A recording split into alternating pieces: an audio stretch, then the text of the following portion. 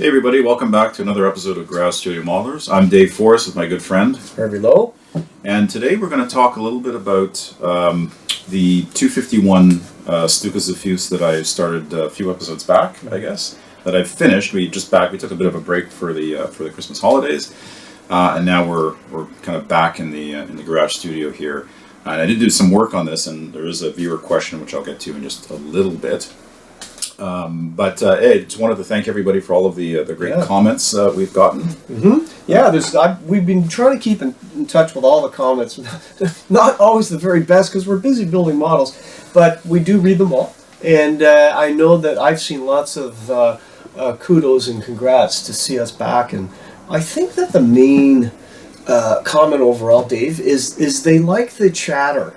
They like the banter. So I guess our channel is a little bit different, that our topics may jump from one thing to the next. And like my Sheridan, I talked about it 2 years ago, and I'm going to talk about it a little later. That's right. Yes. But I think that people do enjoy this banter, and if you guys like that formula, we'll continue to do that, as opposed to dedicating an episode on a specific topic. We'll just kind of go back and forth in the banter. I agree. So again, thank you everybody for the comments and the positive feedback. It helps keeps us motivated and engaged in this. So thank you very much for that.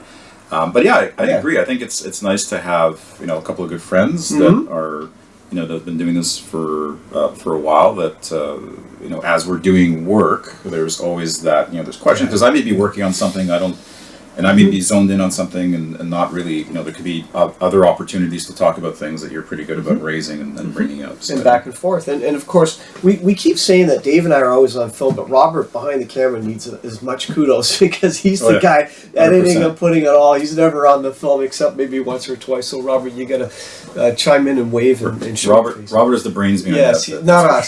Sure. No, we're just... We're just puppets. The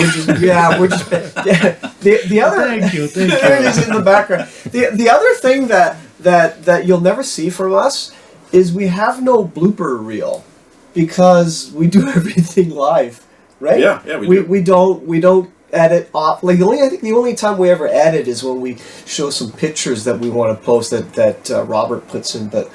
All of our episodes, even when we're working on our models, there's absolutely no editing. Yeah, it's always one take, which is nice. Take. Like we talk a little bit about, we just kind of frame out the what we're going to talk about, the topics and whatnot. But outside of that, a bit of prep. Just off the cuff. So let's off the cuff your stuff. Yeah, so let's get to the 251 here. So it's largely finished, as you can see, and Robert will get in and get some close-up shots of it.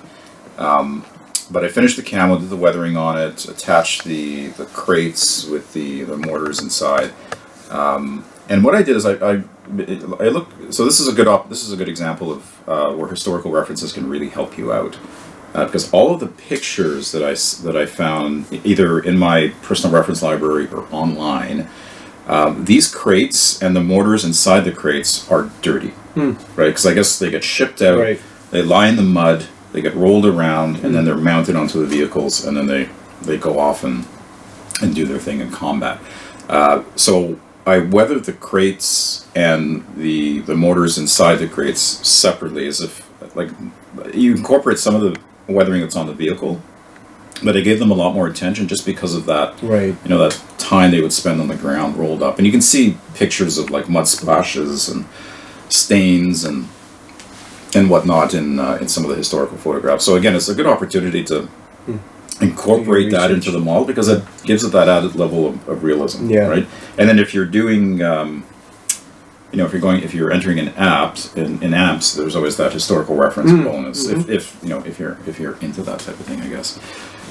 So if on that note, then if you were to enter at amps, would you suggest you put a note or a photo or something to say that these things were on the ground, and otherwise judging might say, well, that's overdone, right? Or exactly. Why is the weathering inconsistent and it's only on the crates and the rockets? Exactly. Right? You got it right. So were these then, Dave, like were they fired them and then they would take them off and put a new one on? That's why they're dirty? Is that is that it? That's exactly right. Right. So they would ship these. They would ship these in the crates, or sometimes separately, and then put them in the crates. And then what I did here is on one of them, just to add a bit of variety, I did the mounting plate in a red primer. Right. left it as is, and then just natural wood on the crate itself, just to I didn't see anything on this in or at least I can tell in black and white historical photos, but I thought just as a bit of interest in the model. But again, going back to my earlier comments about this particular kit, and again, maybe a lot of this is user error. There's not a straight line on this, right? So if you look down, like even trying to get the the angle of the crates and the mortars. I mean, you have to do all that by eye. Now, to be fair, this was all manually adjusted in the field. Right. So there might be a bit of a discrepancy. These things weren't. This is far from a precision weapon. Were they angled then? Were some up and down? Is that the idea? Well, they were all angled for firing based on where the target was. Right. So there's a little kind of an angle indicator on each one of the plates. So I guess they would set it to a particular angle, right, and judge the distance and whatnot. And they'd be fired all at once, because I remember reading somewhere that they weren't necessarily accurate weapons. No, far from accurate. They just fired a whole bunch, and hopefully the barrage would do its effect. Yeah, exactly. And then the other thing is I didn't put. Now I'm going to put a little bit of stowage in there, but minimally, because if you think about it, if you're the crew in this thing, when these things fire off, there's a lot of exhaust fumes and like stuff spraying all over the place. So anything that's left inside the vehicle might get blown around, or you certainly wouldn't leave like a Panzerfaust in there, because that might set things off. So I didn't put a lot of stowage in there. When I do so I have that other 251/9, the Stummel with a gun, the 75mm gun. That I would put more stowage and hang stuff off of it and whatnot, but not on this one. So again, it's taking that what was it used for, that historical content or context rather, to kind of figure out how do you position the model. Could you phrase it another way and say the model's telling the story, right? Yeah, right. Absolutely, yeah. Every little story. Yeah. So would the crew? And I honestly don't know the answer to this. If they were to fire this, the crew wouldn't be in the vehicle firing it. Would they be outside? Yeah, for sure. Okay. Yeah. So they would get out. There would be like a cable. And they would set everything off, and they would fire. I think they would fire off in pairs. Well, it looks great. Do you want to go over like the way you painted it? The camouflage is great. Yeah. Thank you. The benches are great. Thank you. Yeah, thank you for that. So there was a specific question. From Crazy Kit Builder, and he was asking about how do you determine the spacing of the camo, right? And the quick answer is, so for this one, I guess there's two things. So one is I used the instructions as best I could. So these are the drag instructions. This is the specific vehicle I did. So you try and make it it's a guide, but you try and make it as accurate as possible. So if you did an actual comparison of my camo versus here, it looks similar, but it's not the same. It's impossible to get it the same. Yeah. Right? At least for me it is. And then the other thing is just experience and practice. Right. So I don't like if you have a reference photo, you can use that to kind of judge the distance of the patterns and where they sit on the vehicle and the proportion to one another. But a lot of it is by eye, and I find like the nicest models that I've built have been ones where, sorry, let me rephrase that. The ones where I'm the happiest with the camo are the ones where I just kind of do it by eye, and there's like you're looking like there's you're trying to generally match it to something, but don't get too hung up on being too specific, right? I find that it's also easy for me to envision as if I were actually applying the camouflage on the model in real life as one of the crew. And like I do that with my aircraft too. Pretend you're the one doing it, and that scale effect will result in a nicely defined camouflage pattern. And then you'll figure out like the certain parts of the vehicle that just went camo, right? And then in this particular case, so the crates are not camouflaged, but the plates underneath are. Right. My assumption being that now while these vehicles, I think this is largely a field modification where they would take a regular 251D and just put these crates, because they're all attached, right? They just attach them on. So the camo doesn't necessarily, the camo on the crates, or on the frames rather, don't necessarily need to match the camo in the vehicle, because it would be done after the fact. Right. Now, I just put some on just to try and incorporate it, right? As this was driving without waiting for resupply in the case, that it would have some camo, so it wouldn't be just these yellow. Yeah, frames on it. But that's interpretation. That is, and these were disposable crates too. Well, yeah, yeah. exactly. So Yeah, they why fired would they? once and then they would. Why would they camouflage the crates? Yeah. Yeah. That's great. Now, what kind of brand colors did you use? And what airbrush? And what air pressure? And blah blah blah. But we did this. It was the AK range of colors that I used for the green and the red. Those are beautiful. Red brown. Yeah, they're very nice. I think I thinned everything with Mr. Color self-leveling thinner, right? And I used an HP, and I wanted HPB, right? Which has a point, I think 1.5 needle or 1.8 needle. Yeah, a plus model, I think it is. Yeah. HPB plus. So yeah, those are great air pressures. Yeah. So just and low air pressure. Yeah, very low. Like 10 psi. People always ask me that when you're doing tight camouflage. I find don't use a high air pressure. No. You go down low. Yeah. I've even low and thin paint. Yeah, I've even gone as low as like 8 psi. People, oh God, you do that? Well, your paint is thin and your airbrush nozzle is close to the surface. Yeah, and you have to keep, when you're doing it like this, you have to get fairly close. Yeah. Like you're within like an inch or less, half an inch. I also find that when you're doing a nice tight pattern like this, as you're spraying, I spray off the model. Yeah, exactly. And then go on. If you do start on and off, you get splatter. Yeah, you could. It's kind of like spraying with a spray can. You don't use the spray can off.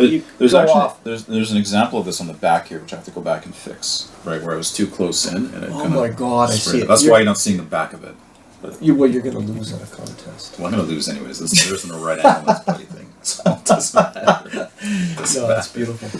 Yeah, onto the pattern. When I look at German camouflage patterns, and I'm certainly not an expert on German armor, but the patterns were kind of evenly spread. Like, would that be fair? Like, you wouldn't see a vehicle where it's just camouflaged up here heavily with very little of the Dunkelgelb showing through, and then much wider. I found that they're generally yes, but there are examples of I think Panzer IVs, Panzer IV H's, I want to say, where they just have the green along the bottom, and but again, it's probably something that was done in the field, very specific, not factory. Sure. Anything that, but yeah, you're right. In the vast majority of cases, it's evenly spread out. Right.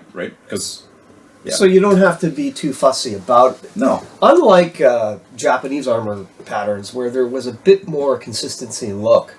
And as it comes to me, when you're talking about the instructions, I read somewhere from one of my friends in Asia that the best references for Japanese armor camouflage patterns are actually the fine molds instructions, because because they did their homework on and the pattern and everything's in these. So that's a little bit different than German armor, where I'm sure that is just more of a broad representation of the camouflage pattern. I would think. I mean, you think about it, like German. Like between this type of three-tone camo that's spread out, like feathered in, and like the Luftwaffe modeling, like from a replica, like from a modeling standpoint, they're the most complicated, right?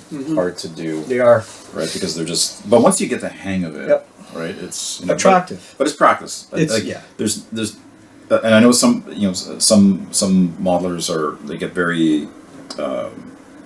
They get very hesitant about moving forward because they don't want to recommend. Just practice. Just practice. Like go buy buy a Tamiya kit, build it out of the box. Don't do anything to it, and just use it as a painting mule, and just practice on that. I think as you do that, you'll get confidence. It's like anything else in life. As you practice, you get confidence with it, and you get better and better and better, and you learn.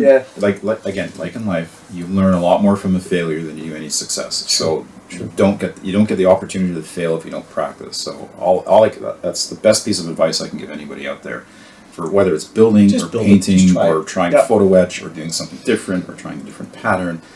Just practice. Just build, practice, and that you're going to get better over time, guaranteed.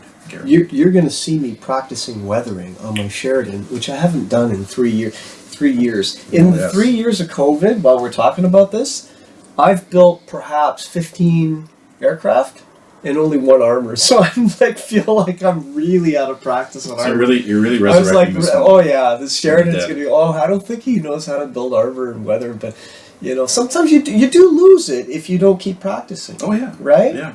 Yeah, it's like the 40-year-old virgin, right? Yeah. If you don't use it, Yeah, you do lose it. You do lose it. Yeah, that's true. That's very true. Well, that's beautiful. That's right. No, now some of us were admiring the benches in there. Could you talk a little bit about how you did those wooden benches? It's kind of hard to see perhaps on the camera, but they're we'll get some detailed shots in there. But it was just paint them in a like one of the Vallejo wood colors, okay. like hand painted. All hand painted. Okay. So first of all, I prime them in the dark brown. Then I paint them with one of the old the Panzer Aces, old wood, new wood. Okay. Iraqi sand is another popular color. And then I work in some chipping. So I'll do if I do a darker wood color, I'll work in some lighter wood color, like chipping, and then I just put a dark brown wash over it. But how do you chip it? You're not doing the hairspray. You're just chipping by hand. Just with a brush. Oh, with a brush. With a fine brush, right? And maybe a sponge. Maybe use a sponge with a fine brush to get the kind of work in the wood grain. That type of thing. Yep. And just do maybe we'll do a separate episode on just how to do nice wood effects. Since I'm bugging you, how did you do the mud? The mud was just that it was like that 8K diorama, that acrylic diorama paste. Right. It's acrylic, so you thin it down with water and you just apply it on. Now the problem with that stuff though is it has because it has this grit texture. That grit can be a little bit sparkly, right? Kind of like glitter or something. So what I do is I put that on and I just put another I use Tamiya flat earth, spray it on lightly. Just to knock it back and to bring everything together. Because I do find they're bright. Those acrylic pastes are bright, so they're muting them. Okay. Yeah. Or just I use the dark one, like a dark paste, a dark mud colored paste. So that's all it was. Like I was going to put more. I was going to put paint, and I was pretty happy with the way it looked. So I didn't really do much more with it. Know when to stop. Yeah, exactly. Keep going, guys. It's too busy. Yeah, you don't want to overdo stuff. Don't overdo it. Yeah. Well, wonderful, Dave. Yeah. Beautiful. Thank you. So just quickly, so the next subject here is this little 48 scale Tamiya Sherman, which I purchased over the holidays, and then immediately ordered some stowage. So this is Value Gear stowage, and then I think it's a Passion Model photo etch set that I got. So I ordered that all from B&A Models, and so last night I was just putting on the last of the photo etch, and then started putting on the resin stowage, and I think for me, well I think for everybody, but I find I have to wet sand the resin. So when you're removing or just trying to flatten out the backs of them. So these really didn't have any casting blocks. I didn't really have to saw anything off. So it was just a matter of sanding the back end flat. I wet sanded everything. And what I should have done is I should have used gloves because I found my fingers got irritated with the wet sanding. With the resin. Yeah. So I just have maybe I have this allergy to it. I don't. And I know in the past when I've dry sanded it and the dust gets in the air. Oh, that's no good. It's horrible. No, that's no good. Yeah. I always wet sand. Yeah. Always, exactly. So I think one of the viewers asked a question about how to deal with resin. So we'll do a specific episode on that in the not too distant future. But just if you're working with resin. If you have to sand it, wet sand it, and all the time. Yes, all the time. Just to keep the dust from getting into the air, because once it's airborne, it's an irritant and it might be carcinogenic, right? Probably, right? Like you got to be careful with that stuff, right? It also has a lubricant when you're sanding to make the scratches less so on the parts. But let's do a future episode as one of our readers suggested, because when you have large casting blocks, how do you get them off? And there's several ways that you can do that. So we'll do that in a separate episode. Yeah. Right. So the Value Gear, very good. Yeah. It looks very natural. It does. Yeah. Like some of the resin stuff after the folds and the tar, they don't look realistic. But this particular set is beautiful, and it's like it's 48 scale. It's 4 Allied vehicles. So I saw it. I picked it up. And I'm really happy I did. And then I'll probably add a few more things onto it, and then I'll add some on this rear deck here. I'll add some rope, some scale rope to tie it down. Right. And I guess you'll paint it with acrylics. Is that how you normally do your stowage? Yeah. With the folds and the Okay. That'll be a bit of an exercise. Not terribly good at that, but we'll figure that out. Like you say, practice, right? Yeah, exactly. And then I'll paint everything in situ. So right now, it's just this is one of the older 48 scale that has the metal tub, and they give you screws. Oh, so right now it's just screwed in. Now, what's the logic with metal hulls? Can you someone tell? I don't know. Some of this adds weight to the vehicle. It does. It does. But why would that? I don't know. That's even the newer kits, like they've gotten away from the metal tub, which is good because metal tubs are. No, I don't like them. I don't like them either. I'm not a big fan. But they still give you weights. Like they'll give you like these big, like steel rods to put in to weight down the model. Well, maybe if one of our readers could tell us the logic behind that. I think it's just I don't know why they do it. I mean, they do that. Remember, they used to do that with the waterline ships. The ones they give you a metal. I don't know anything to do with that. Are they anymore. afraid they're going to blow like, away? yeah, they're going to blow away. I found no use for them. And some guys say, well, it adds natural weight to the tank so it sits properly. I don't know. It just if you could add a weight inside the hull, if you had workable suspension, that might be different. Maybe, but anyways, I just don't like working with metal and plastic. No, because you gotta, and it's harder. Anyways, we're off track, but that's the way minor gripe for that's the banter we do on this channel, don't we? And it looks like you added some casting on the hull just a Mr. Surfacer and just stippled it in, right, just to give it a little bit of something, and then did a lot of the like on the added applique armor, did some like torch cuts. Oh, just like soften it with glue Tamiya thin cement, and just take a sharp knife to it. Oh, I didn't notice it when I was looking at it. Earlier. Yeah, it's kind of hard to see. And the barrel is not from the kit. No, the barrel is, I think it's an RB barrel or an Aver barrel. Okay, one of the it's something.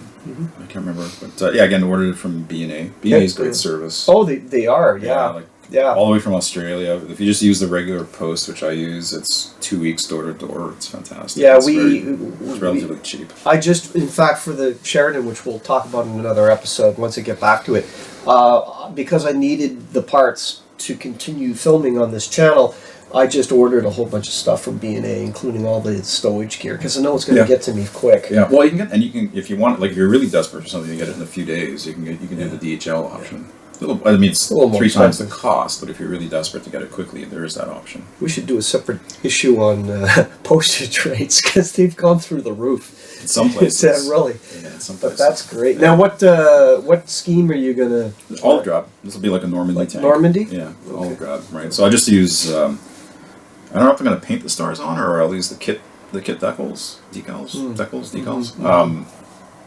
But yeah, this will just be an olive drop thing with a bunch of stowage on it. So I'm going to probably put some more stowage, and then you like 48th. Yeah, Sandy McCrory got me into 48th. I resisted as long as I could, and then finally I did a Stug and loved it, and now I have this will be my sixth build. I haven't broken down yet for 48th Army. But I've got another 12 in my stash. Do you? That's nothing. Now, if Tamiya's listening, if you guys did a 48th Chiha, I'm in. But yeah, that's surprising, eh? That is surprising, right? They do the modern. They do. They do the modern stuff, but they haven't done any of the World War II stuff for 48th. I'm sure that's coming. That's got to be happening. You think, eh? I'm sure it'd be a great seller. It would be, right? Like the Type 89 or Chiha. Yeah, Type 89 and 148th. Or a Honey. A Honey, the self-propelled gun. Yes. One of my favorite tanks. Yeah, a Honey.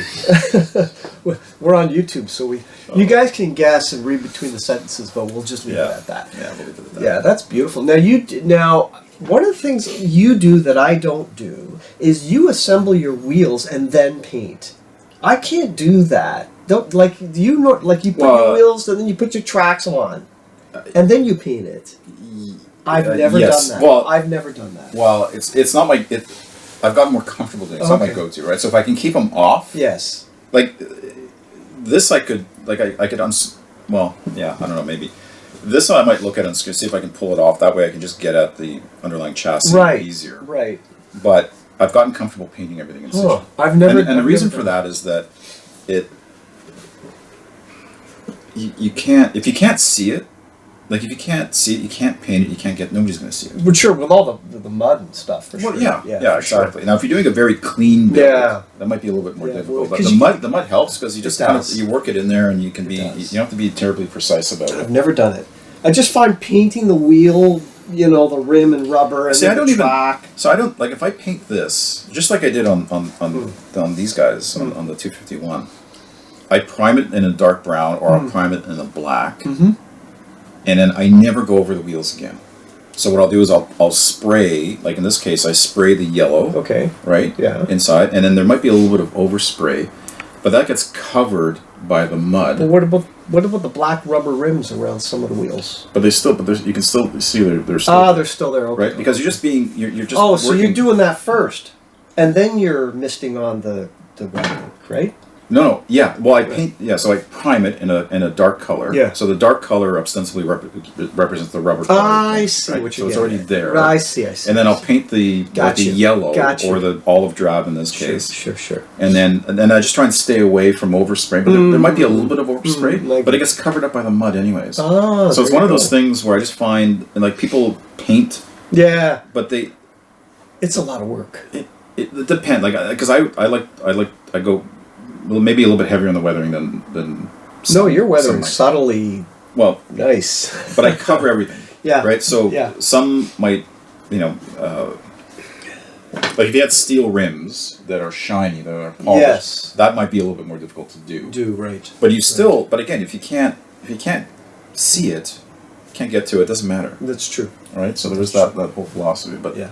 You know, on a side note, I'm building a Blenheim, Airfix Blenheim. oh yes, Mark I. yes. And it comes with a radio in the back fuselage. You can't see it, like, at all. And it's got this beautiful detail. I just You'll know it's there. I don't paint it. Yeah. I just left it. But it acts as a reinforcer to the fuselage. So, I mean, I digress, but it's like you say, if you can't see it, then Yeah. don't fuss with it. Yeah, and even in this, like, there's a bottom pan that has, a bit of the transmission, I think an oil pan or something, but it gets all covered up. Yeah. And if you put it all in there, it interferes with the fit, right? So I put it in because I was following the instructions, and then I didn't maybe look far enough ahead. But when I tried to fit, so I just ended up removing it, cutting it off. Mm-hmm. So if you can't see, like, it's a bit. Yeah. Yeah, that's true. Yeah. Well, your models always turn out great. So Well, thank you. whatever works. Yeah. It's again, practice. Always be building. Always be practicing. Yes, always be practicing for sure. I know it's a hobby, but always practice, and you'll always get great results. You'll get better, and you get more confidence. And, Yeah. right? Just, and even when something fails, you learn more from a failure than any success. And do research, as you say, to get it right. Yeah, look at historical pictures. Go online, Google. I get as much excitement in the hobby doing the research as building. Yeah, 100%. Do you ever look at dirty? Well, I meant dirty trucks, not dirty anything. Dirty trucks on the highway when you're driving. Yeah, I do. I look at dirty. I might even things if I'm not driving, I might even snap a picture of like a dirty muffler or nicely. Yeah, for sure. It gives you. I look at dirty things. I mean, I look at dirty trucks all the time. Just saying, Yeah. because it gives you an idea of the way weathering occurs, and it's not one color. There's a splatter there. Look around the environment. Yeah, it's just one thing that you can take that you can add to it. Just gives that depth, right? Might as well do something when you're stuck in traffic. There's a lot of traffic around here. Well, in Toronto, in this city. Are we the only city in North America with traffic problems? Probably not. No, I would say most definitely not. So come to Toronto and you'll experience a lot of mud. Great. Nice stuff. Well, I guess we'll kind of wrap it up there for today, and then we'll kind of get ready for the next episode where we'll focus on the Sheridan. Yeah. And my attempts to bring back weathering after like 3 years of not doing any weathering at all. So let me ask you before we wrap up, how many in progress builds do you have right now? I already know how many in my head, because I count them. 15. Okay. I have 15 on the go. But David, I always finish what I start. Just saying. I've got 18 or 19. 18 or 19? Yeah. Wow. Yeah. Sandy says he's only can do one at a time. I can't do that. Nah, I can't do that. I gotta shift I gotta it jump up. around. But yeah, I have 15 on the go. I don't always finish them. Some of them have been sitting for years and may not. Are you a wall thrower? Do you know what a wall No. thrower is? A wall thrower is like, I'm sick of this, and you whip it at the wall. Like I've done that once. Yeah. Yeah. No, Never. don't I do was that. Very young. But we digress, and I will get back to my Sheridan build in another episode, because I know some guys are asking about that. Sounds good. All right. Take care, everyone. We'll see you in the next episode. Bye bye.